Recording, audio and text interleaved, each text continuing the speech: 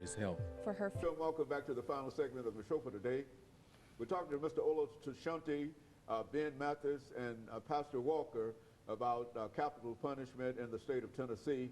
And Mr. Ola Tushanti has given us quite a bit of information relative to his incarceration and his stint on death row. And we'll get back to him. But Ben, let's see if we can pick up with you in terms of some of the things that you've tried to do since you have been released, in terms of trying to keep people from following perhaps your footstep, to keep them out of jail in a real sense, out of trouble.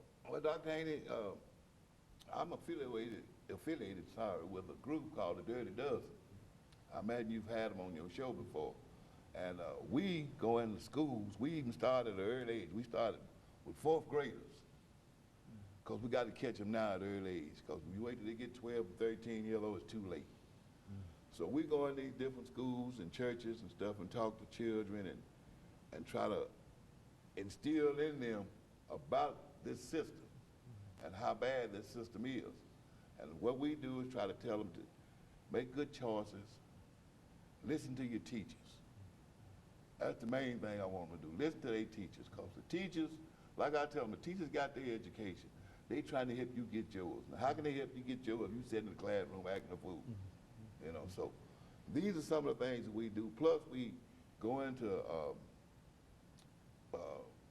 high rises and try to do different things for the older people, which I live in a high rise myself. And I like what we did here a month or so ago. We had a fish fry for the people, you know, just give it to them. No charge, no nothing. It was got a little group called A Few Good Men. I'm a part of that. Well, matter of fact, I created that, A Few Good Men. And that's what we like to do. We try to do things, try to give back to the community, to show the people that because we made a mistake, that we're not bad people. You know, we're not bad people at all. We just made one bad choice. Like me, I made one bad choice. I never had a criminal record or nothing in my life until this. And at the time, I was 43 years old.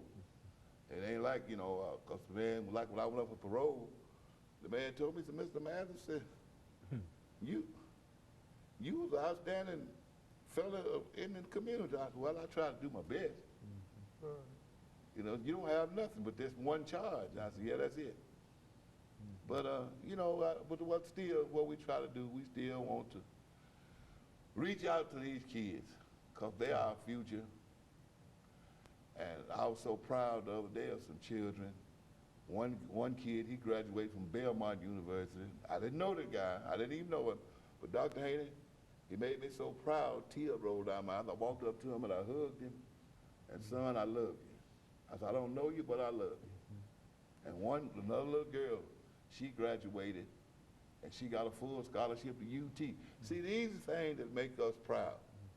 Us fellas that's been incarcerated and the ones that's getting out here and reaching out for these children. This is what makes us proud. We see our children doing good and staying out of trouble and not walking around here with their pants hanging off of them. We did a thing back in October last year called Pull Your Pants Up Day. You know, so we do all these kind of things to try to reach out to our children. That's all we can do is reach out and tell them. And from there on, we hope they make the choices. And I think we reached quite a few of them. Very good. Mr. Ola Tushanti, let's look at your experiences. And the reason I've raised this is because we rarely have an opportunity to talk to somebody who's been there, and you sat on death row for all of these years and then wondering, what was your mental state? I mean, how did you cope day in, day out? What would be a routine in terms of sitting on death row? Right. I wouldn't necessarily say that. Certainly there are routines, but and they probably can vouch for this, I don't think that there's no such thing as really a routine day in prison, because you never know what's going on. What did you do every day in Right. No, I understand that. I think that for me, I did a lot of reading. Like the first 10 years that I was actually locked up, I chose not to have a TV in my cell because I knew it would just be nothing but a distraction. And